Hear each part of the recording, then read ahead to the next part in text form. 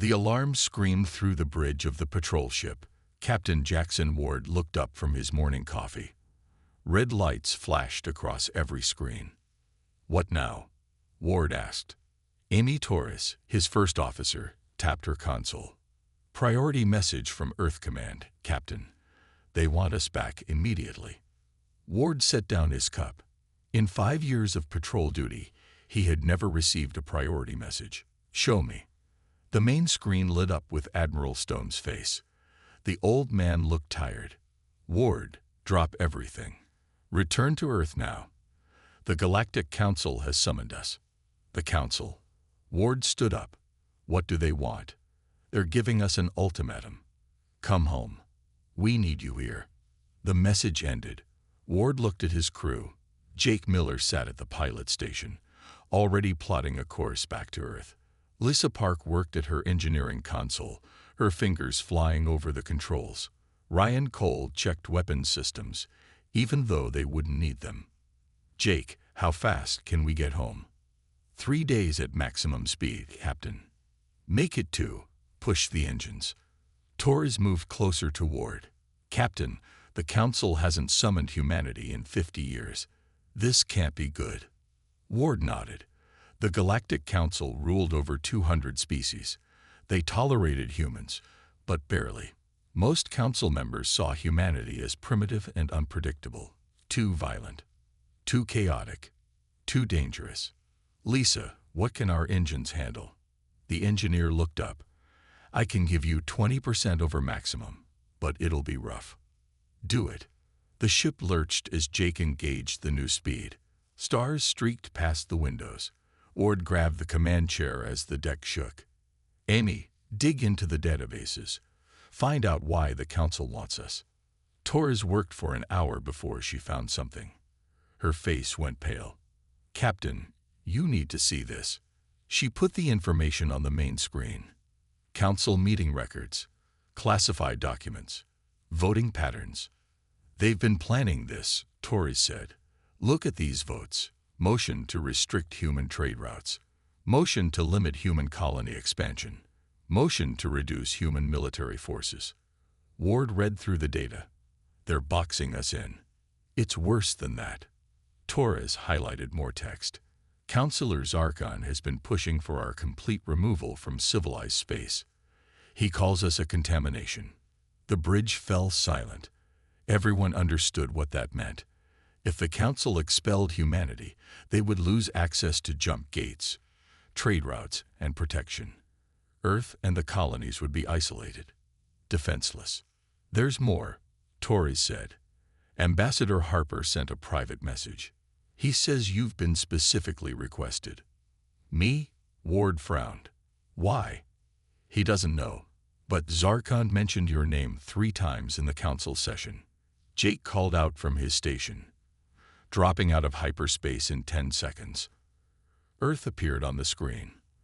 The blue marble hung in space, surrounded by defense platforms and patrol ships. Ward had seen it 1,000 times, but today it looked fragile. "Take us to Station 1, Ward ordered. The massive space station grew larger as they approached. Earth Command occupied the entire upper section. Military ships docked at every port. Whatever was happening, Earth was taking it seriously. Ambassador Greg Harper waited at the docking port. The tall man looked stressed. His usually perfect suit was wrinkled. "Jaxon, thank God you're here." Harper shook Ward's hand. "We have a problem." "What does the Council want?" Harper led them through the station corridors.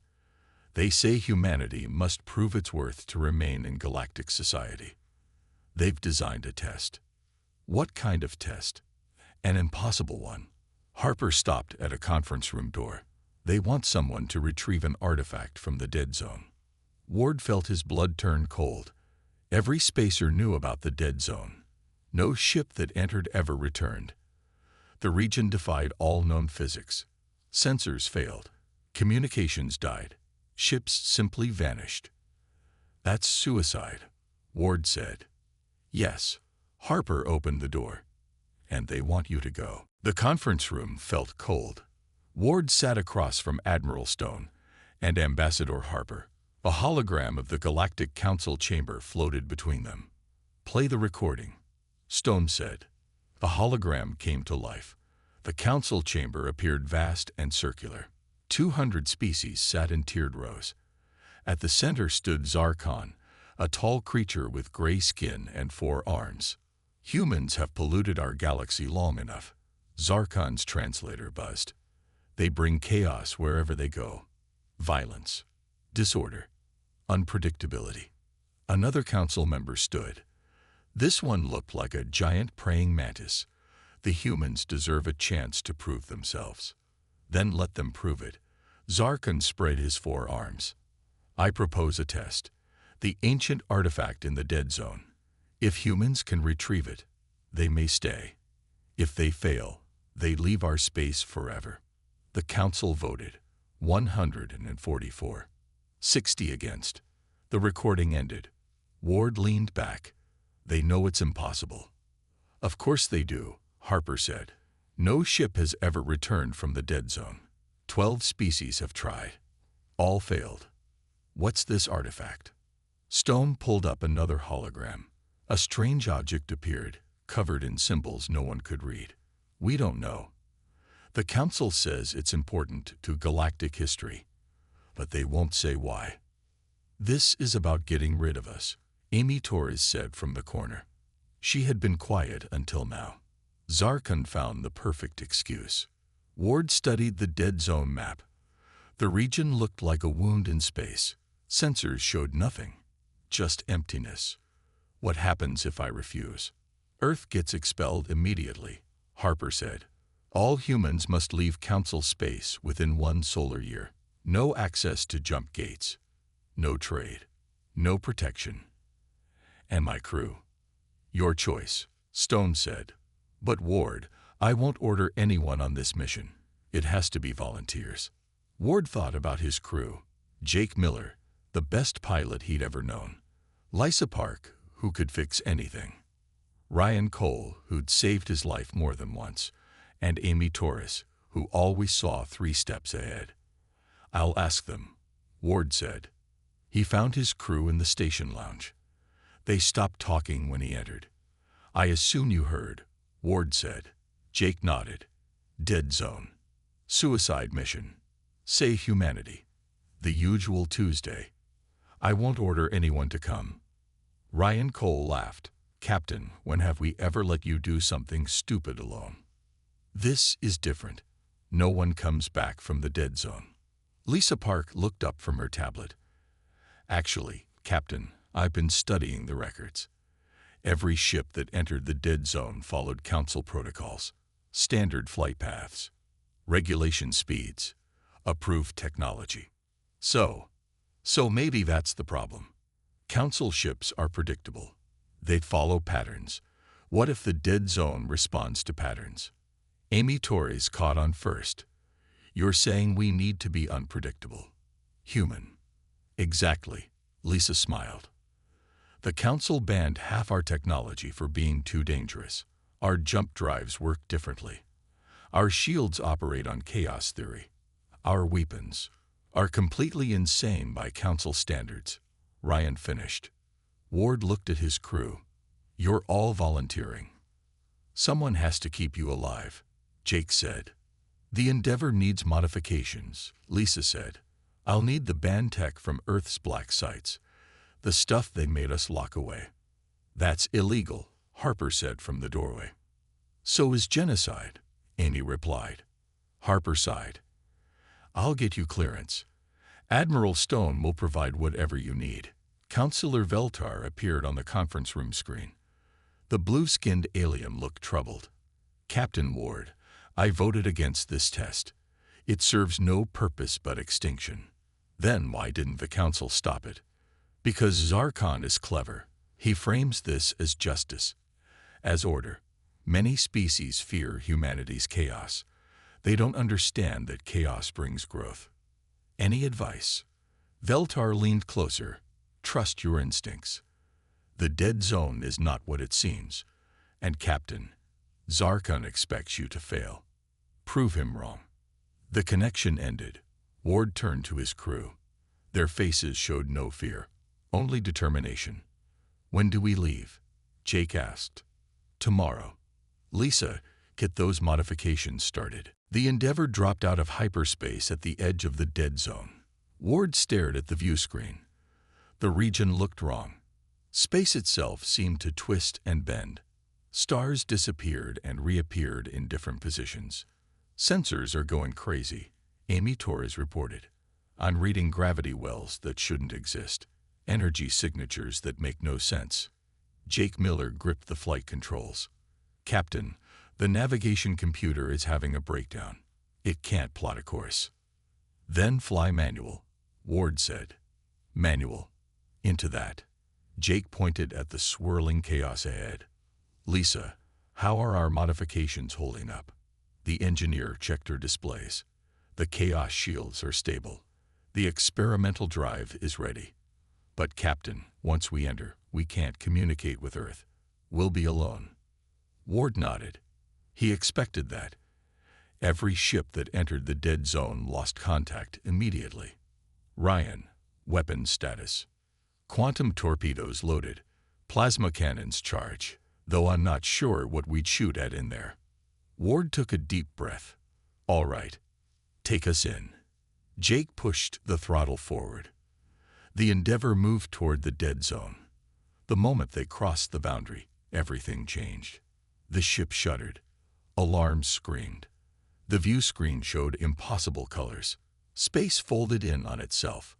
Ward grabbed his chair as the deck tilted. "Gravity surge," Lisa shouted. "Compensating." The ship spun wildly. Jake fought the controls, but nothing responded normally. Up became down. Left became right. "There," Amy pointed. "Dead ships." Through the chaos, they saw them. Dozens of vessels, frozen in space. Council ships from different species. All perfectly intact. All completely dead. "Bioscans?" Ward asked. "No life signs." Amy said, "Wait, that's impossible." The ships looked new, like they just arrived. A massive Council battleship floated past. Its hull gleamed like it had launched yesterday. But Ward recognized the design. That class had been retired a century ago. "Time distortion," Lisa whispered. "The dead zone doesn't follow normal time rules." The Endeavour lurched. Jake cursed as he wrestled with the controls. "Captain, the ship won't respond to standard maneuvers. It's like the dead zone expects certain movements and punishes them." "Then don't be standard," Ward said. "Be human." Jake grinned. He stopped fighting the chaos and started flowing with it. Instead of straight lines, he flew in spirals. Instead of steady speed, he varied thrust randomly. The ship stopped shuddering. "It's working," Amy said. "The distortions are avoiding us." They passed more dead ships, a Zephyrin cruiser, 2 Altarian scouts, a massive Kragan dreadnought, all trapped forever in the dead zone's grip. "Captain," Lisa called, "I'm detecting a pattern." Every dead ship followed the same approach vector, same speed, same shield frequency. "Council Standard Approach Protocol," Ryan said. "Exactly. They all did what they were supposed to do." Ward understood. "And the dead zone killed them for it. It responds to predictability." "There's more," Amy said. "I'm picking up an energy source, deep in the dead zone. Massive power signature. The artifact, or whatever guards it." The Endeavour flew deeper. The chaos grew worse. Reality bent around them. Colors that shouldn't exist painted space. Gravity pulled in 6 directions at once. Jake flew like a madman. He barrel rolled through gravity wells. He zigzagged around time distortions. He made choices that no computer would approve. "Hull stress is increasing," Lisa warned. "How much can we take?" "With the chaos shields, I honestly don't know. This is all theoretical." A Council science vessel appeared ahead. Unlike the others, this one showed damage. Its hull was twisted into impossible shapes. "They tried to adapt," Amy said, studying the scans. "Looks like they modified their approach, but not enough." Because they still fought like council species, Ward said. Still followed logic. The energy source grew stronger. Through the madness, they saw it. A structure. Massive. Ancient. It defied every law of physics, Ward knew. That's our target, he said. Captain, Ryan's voice was tight. We've got movement. Something emerged from the structure. Not a ship. Not a creature. Something that existed between realities. It moved toward them with terrible purpose. Everyone hold on, Jake said. This is about to get interesting. The thing moved through space like smoke. It had no fixed shape. One moment it looked like a ship. The next, a creature. Then something Ward's mind couldn't process. What is that? Jake asked, his hand steady on the controls. Guardian, Amy whispered. Has to be. The entity circled the Endeavor. Ward felt it studying them, testing them, judging them. It's scanning us, Lisa reported, but not with any technology I recognize. The Guardian stopped directly ahead. Ward heard a voice in his mind, not through the speakers, inside his thoughts. Why do you come here, humans? Ward stood. We seek the artifact. Our species depends on it. Many have come. All have failed. What makes you different? Before Ward could answer, the space around them changed. The Endeavor hung motionless as scenes appeared. Tests, challenges, but not the kind Ward expected. The first scene showed 2 ships. One badly damaged, carrying 100 souls. The other pristine but empty. Only one could be saved. Choose, the Guardian said. Save the damaged ship, Ward said without hesitation. Why? The other is more valuable. Because people matter more than things. The scene changed. A planet appeared, rich in resources but inhabited by primitive life. Strip the planet and save a dying civilization, or preserve it and let millions die. Choose. Ward struggled with this one. Find another way. Help the dying civilization relocate. Teach them to live with less. That is not an option presented. Then I make it an option. Humans don't accept false choices. The Guardian pulsed. More tests came. A soldier who must choose between orders and conscience. A scientist who discovers a terrible truth. A leader who must sacrifice themselves or their people. Each time, Ward and his crew answered. Not with logic, not with cold calculation, but with messy, human emotion and stubborn refusal to accept defeat. You think differently, the Guardian observed. Ryan spoke up. A council ship would calculate the optimal outcome. We just try to save everyone, even when it is impossible.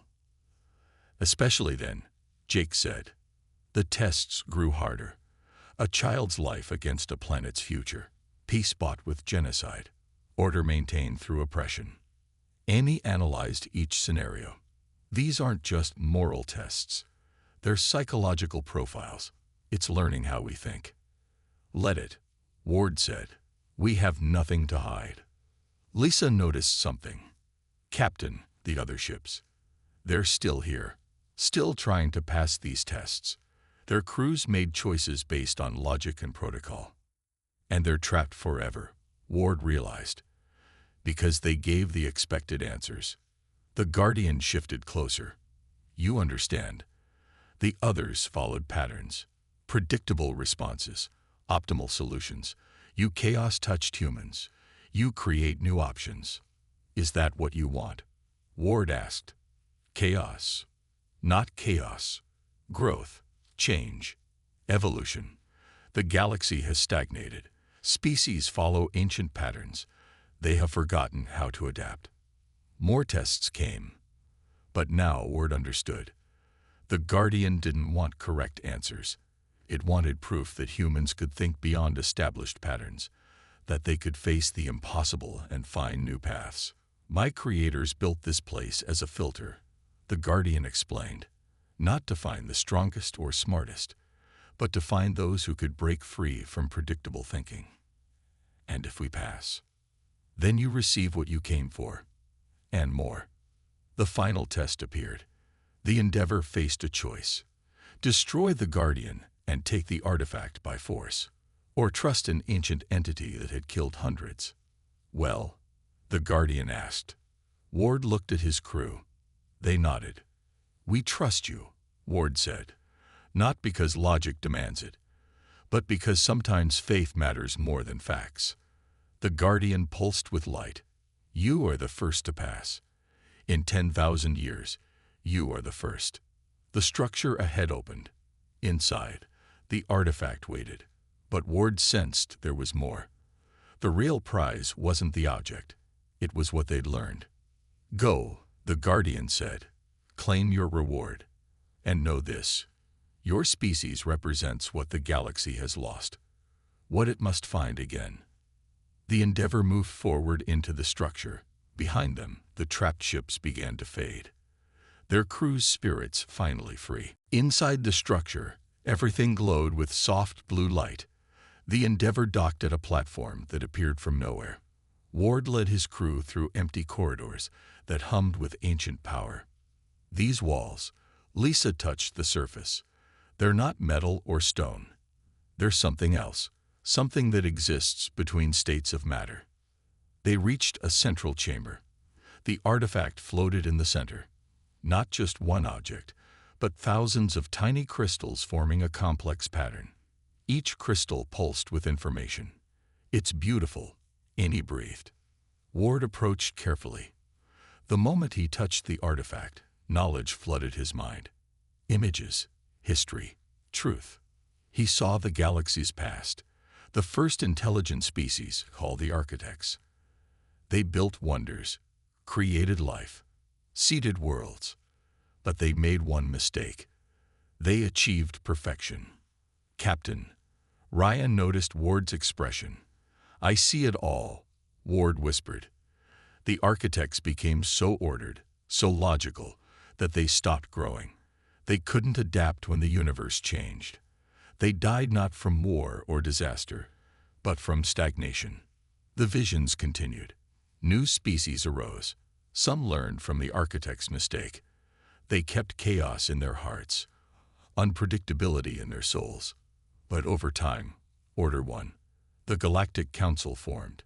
Rules multiplied. Conformity became law.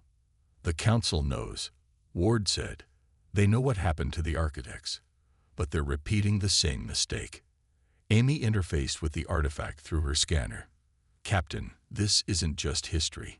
It's a complete database of galactic knowledge. Technologies, sciences, truths the Council has hidden. Look at this. Lisa pointed to a section about humans. We're not just another species to them. We're what they used to be, before they chose order over growth. The Guardian appeared beside them. Now you understand. The artifact isn't just a prize. It's proof, evidence that the galaxy needs chaos to survive. Why didn't you tell the others? Ward asked. They couldn't hear me. Their minds followed rigid patterns. You humans still remember how to imagine the impossible. Jake studied the star charts in the artifact. These showed jump routes the Council doesn't know about. Entire sectors they've ignored. There's so much more to explore.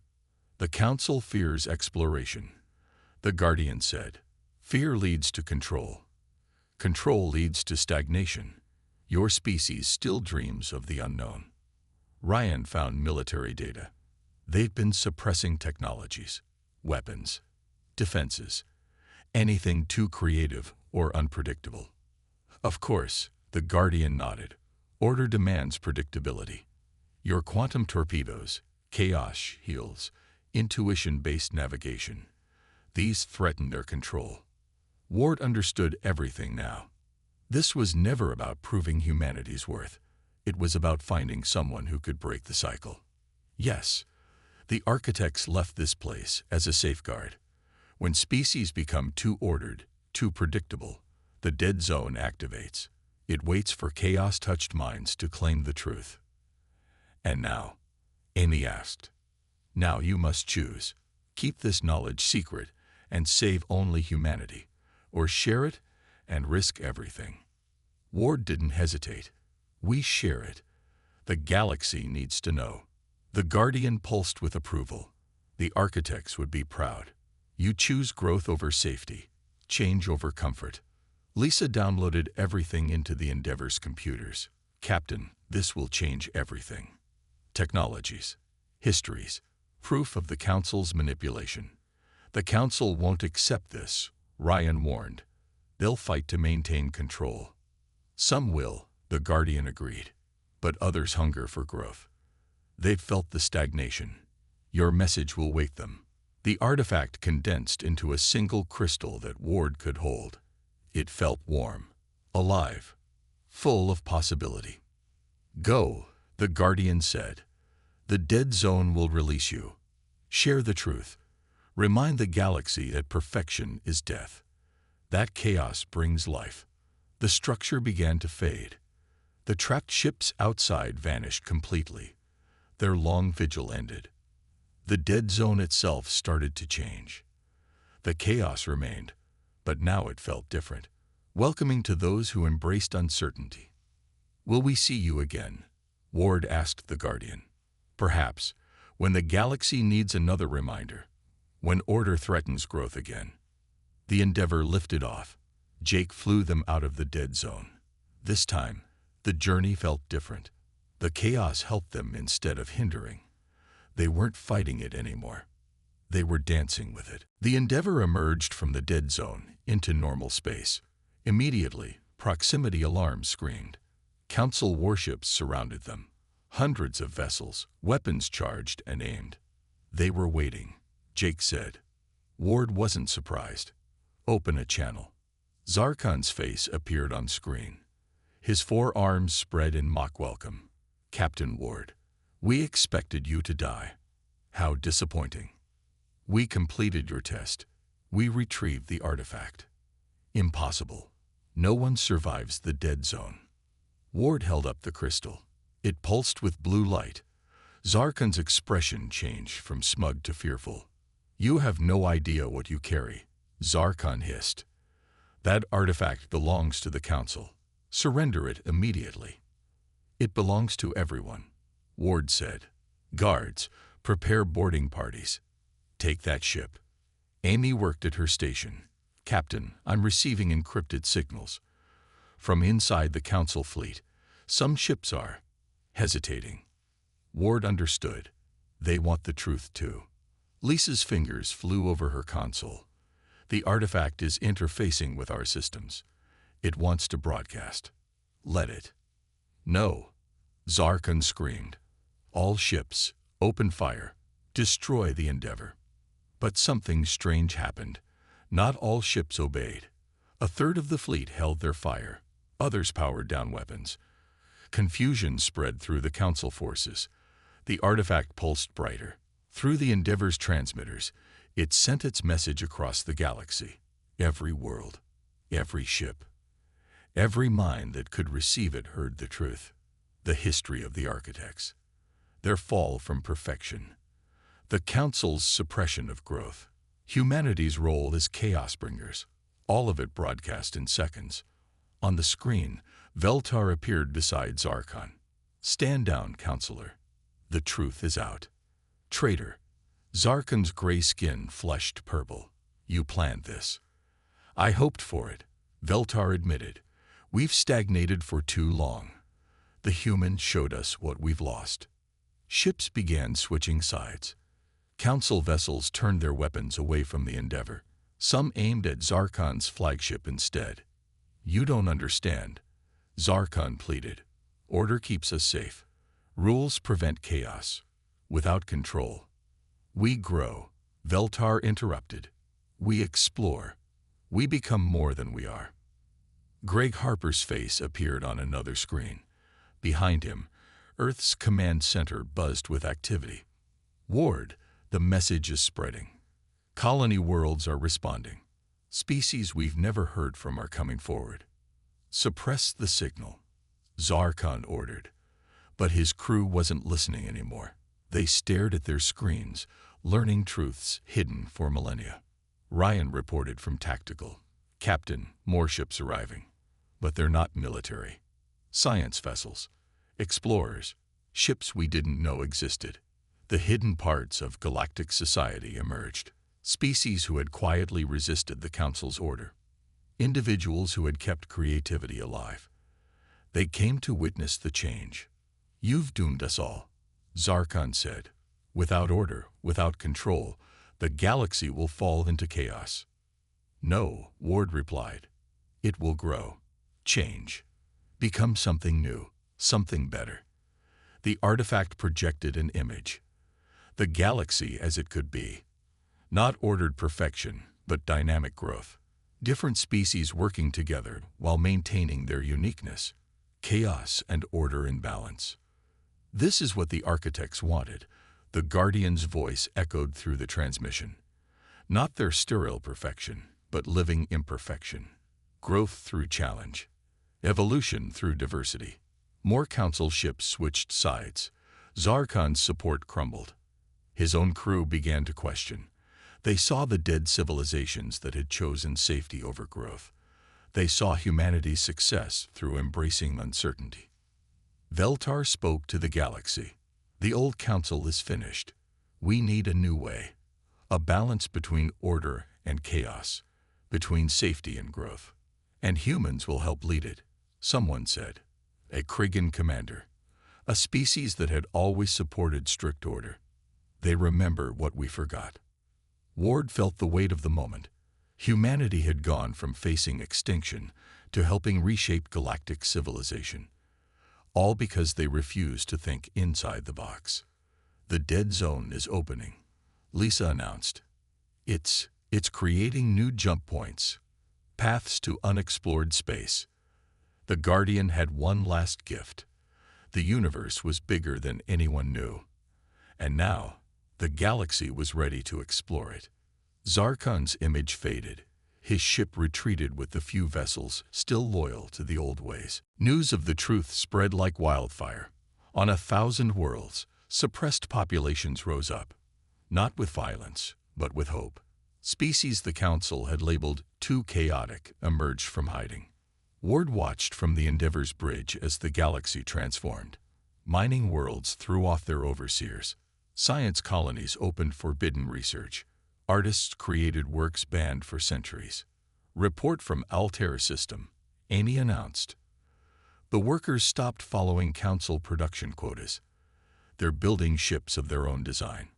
Zephyr colonies are modifying their cities, Lisa added, adding color, music, things the Council called inefficient. Jake pulled up star charts. Those new jump points from the dead zone. Ships are already going through. Exploration missions. Not military scouts. Real explorers. The change wasn't just political. It was cultural. Personal. The Krigan, known for their rigid hierarchy, started allowing individual choice. The Altarians began mixing their pure genetic lines. The Zephyrins added emotion to their art. Ryan showed Ward tactical displays. Zarkon's forces are scattered. Some surrendered. Others fled to the outer systems. His power base is gone. But Ward knew it wasn't over. Change this big created resistance. Fear, uncertainty. Greg Harper called from Earth. "Ward, we need you at the new assembly." Veltar is organizing a temporary government. Different species are sending representatives. They want humanity involved. "Tell them we'll be there," Ward said. They traveled to Haven Station, a neutral ground between territories. Ships from across the galaxy gathered. Some Ward recognized. Others he'd never seen, species that had stayed hidden during the Council's rule. Inside, the assembly hall buzzed with dozens of languages. Universal translators worked overtime.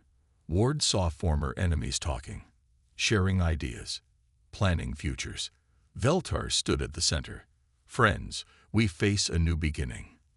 The old Council maintained order through fear. "We must find a better way." A Krigan warrior spoke first.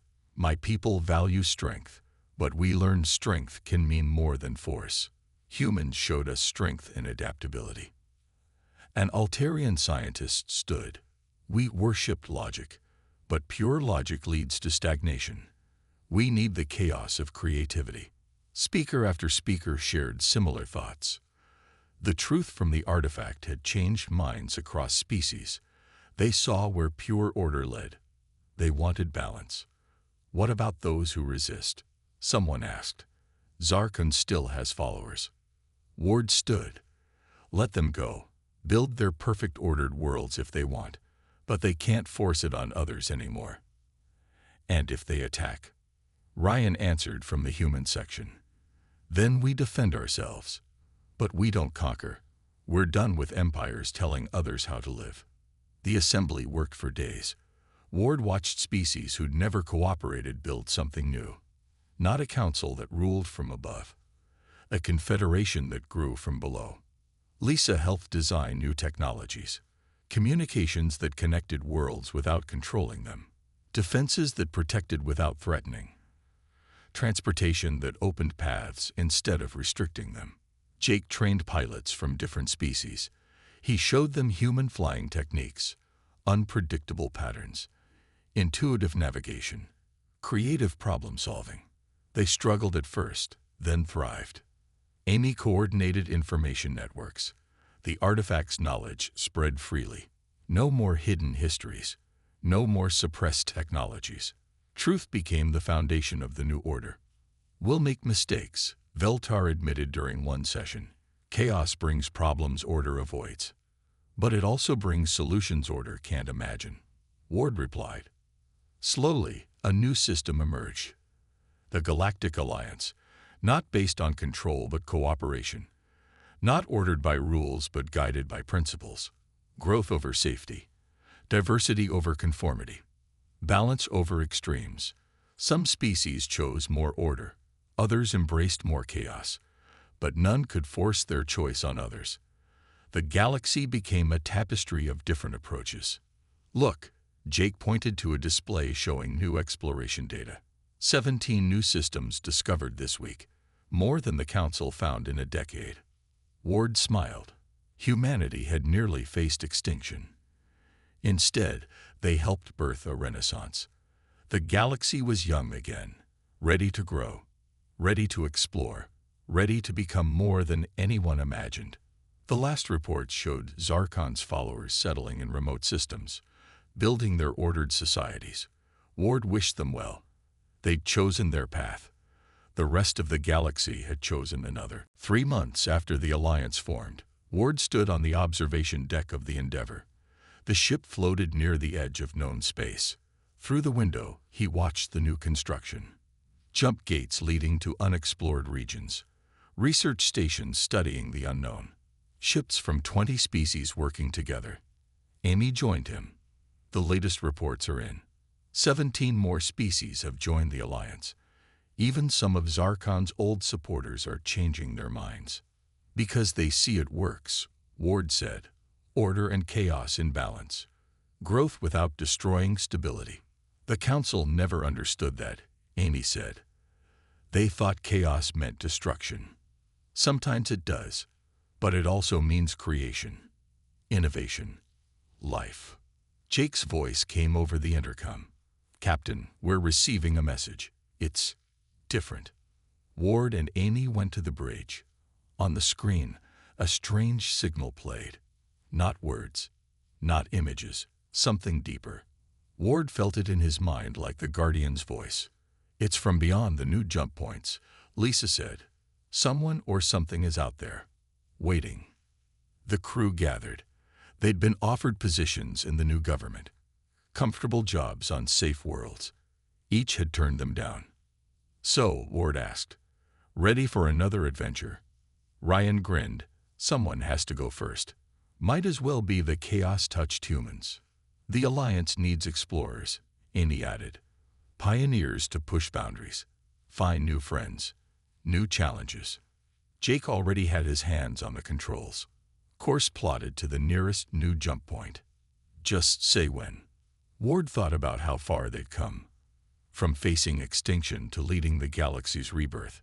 Humanity's supposed weakness had become its greatest strength. Lisa, how's our new equipment? Alliance tech working perfectly. We've got contributions from 12 species. Kregan shields, Altarian processors, Zephyrin sensors.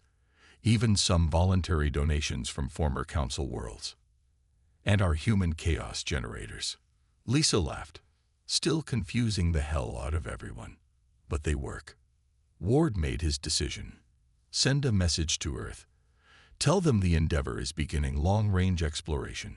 We'll report back when we can. He turned to another screen showing Greg Harper. The ambassador smiled. Good hunting, Ward.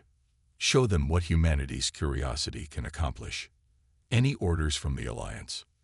Just one. Be human. Be unpredictable. Be yourselves. The ship moved toward the jump point. Behind them, the Alliance continued to grow. Former enemies became partners. Hidden knowledge became shared wisdom. Fear transformed into wonder. Veltar appeared on screen for a final message. Captain Ward, the galaxy owes humanity more than we can repay. You reminded us that perfection is the enemy of progress. We just refuse to fit in the box, Ward said. Exactly. That refusal saved us all. Now go. Find new boxes to break. The jump point loomed ahead. Unlike council technology, the new gates welcomed uncertainty. They were designed for exploration, not control. You know, Amy said, studying her readings, the Guardian was right. The galaxy needed us. Not because we're special, but because we're flawed in just the right way. Flawed. Jake pretended to be offended. Speak for yourself. My flying is perfectly imperfect. The crew laughed. It felt good. Natural. Human. Ward gave the order. Take us through. The Endeavor entered the jump point. Space twisted around them. Not the violent chaos of the dead zone, but controlled uncertainty. Managed unpredictability. The balance they'd fought to achieve. They emerged in empty space. No stars nearby. No planets. Just void and possibility. Sensors? Ward asked. I'm detecting. Something, Lisa said. Energy signatures, but nothing in our databases. Not Council. Not Alliance. Something entirely new. Ward smiled. This was why they came. To find the unexpected. To meet the unknown. To prove that the galaxy's future lay not in perfect order or pure chaos, but in the messy, beautiful space between. Well then, he said, let's go say hello. The Endeavor moved forward into the darkness. Behind them, the galaxy grew and changed. Ahead lay infinite possibility. And somewhere between order and chaos, humanity had found its place. Not as conquerors or subjects, but as explorers, pioneers. The chaos-touched species that reminded the galaxy how to dream.